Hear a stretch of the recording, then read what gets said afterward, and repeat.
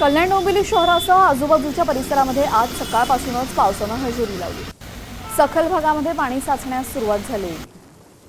कल्याण डोंबिवलीमधली दृश्य तुम्ही पाहता, यावेळेस सखल भागांमध्ये पाणी साचण्यास सुरुवात झालेली आहे। दरम्यान कल्याण आणि डोंबिवली या ठिकाणी जोरदार पाऊस आज सकाळपासूनच सुरू आहे।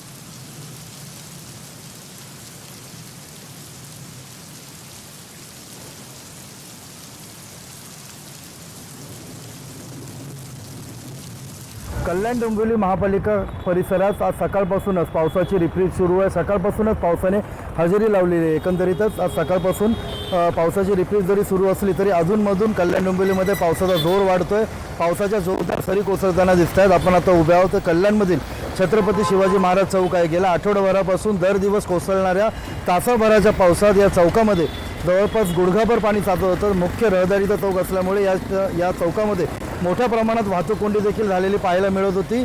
या पाण्यातून मार्ग काढताना वाहन चालकांना एकंदरीतच तारेवरची कसरत करावी लागत होती। अनेक वाहनं देखील या ठिकाणी बंद पडत आहेत। आज देखील सकाळपासूनच ही पावसाची रिपरिप सुरू आहे। अजूनमधून ज्या कोसळणाऱ्या सरी आहेत तर या पावसामध्येच आपण या ठिकाणी पाहू शकता की छत्रपती शिवाजी महाराज चौक परिसरापासून हाकेच्या अंतरावर असलेला हा आंबेडकर रोड आहे। आंबेडकर रोडवर जवळपास गुडघाभर पाणी साचल्याचं या ठिकाणी पाहायला मिळतं। या परिसरात राहणारे नागरिक तसेच वाहने या ठिकाणी तारेवरची कसरत करतच या ठिकाणी मार्गक्रमण करताना दिसत आहेत। एकंदरीतच महापालिकेने या छत्रपती शिवाजी महाराज चौकात आज सक्शन पंप लावण्यात आले। पाणी साचल्यास या ठिकाणाहून या पाण्याचा निचरा करण्यात येणार आहे।